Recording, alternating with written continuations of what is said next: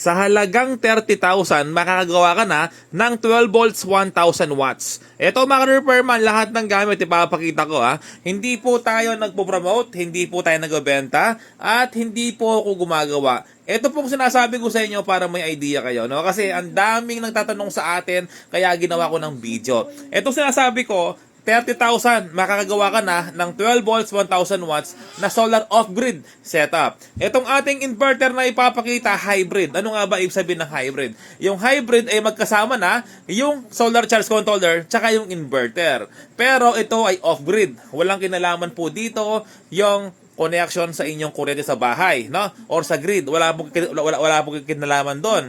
Kumbaga, ito po is separated. No, separated po, hindi po konektado sa grid or sa supply ng inyong kuryente. No, walang limiter, walang net metering. Ito po ay hybrid na off-grid. Okay? So ngayon mga repairman, yun nga, ginawa ko ng video kasi ang dami natatanong sa atin, no? Kaya ito, naganap ako sa online.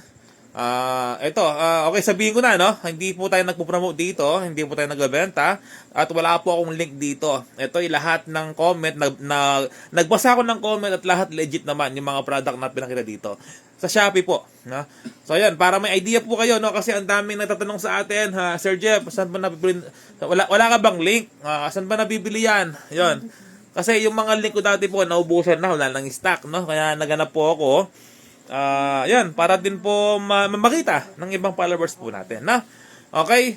So, ito po mga repairman ay ano lang, kumbaga, yung sinabi kong presyo, yung sinabi kong ano sa inyo, presyo. Yun po yung presyo na lahat ng mga sinabi ko. Okay?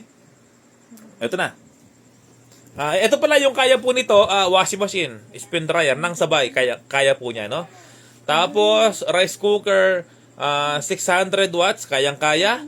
Tapos, ano pa, electric fan, syempre, kayang-kaya. Kahit 2-3 electric fan, kayang-kaya. Kasi pure sine wave naman to. Tapos, ilaw, wifi, TV, kayang-kaya, no? Ano pa? Ayan, mga tools. Tool naman grinder, barena, no? Kayang-kaya. Okay, ito yung sinasabi ko mga repairman na hybrid off-grid. Ayan, no? Okay, hybrid off-grid. Yung kanyang solar charge controller ay 40 ampere. 12 volts, 1,000 watts, no? Pwede nyo screenshot para maka-order po kayo. Meron siyang 647 sold. Ayan, no? So, inuulit ko lang po, no? Hindi po tayo nagpo-promote dito. Hindi po tayo bayad, no? Ito yung pinapakita ko para may idea lang po kayo. Okay? So, ito po yung kanyang, yun, meron po siyang solar panel na kaya niya, 560 watts, no? Ayan, isang solar panel na 560 watts, no? Ayan po. Tapos, ito yung battery. 12 volts, 100 ampere hour. Tapos ito yung nakita natin, no? Yung solar panel, kayang-kaya naman to, yung 585 watts. Kayang-kaya naman kasi 'di ba, kung makikita po dito nakalagay 560 lang ito. Yung kaya, 'di ba? Walang problema, kayang-kaya po ito, yung 585 watts, no? Ayun, no? Tapos yung breaker po ng inverter natin ito, yung breaker ng hybrid. Ito po 'yon. Tapos, bili ka ng isang 25 ampere na DC at isang 32 ampere na DC. Yung 32 ampere, siya po yung pupunta sa battery, papuntang hybrid na battery to hybrid, no? 32 ampere DC. Tapos, 25 ampere naman po dito sa ating solar panel tsaka sa hybrid.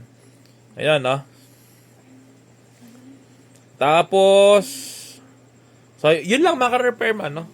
Ayan, sana meron kayo na akong idea, no? Kung merong mali sa akin sinabi, pwedeng mag-comment po kayo dito para lahat po tayo matuto.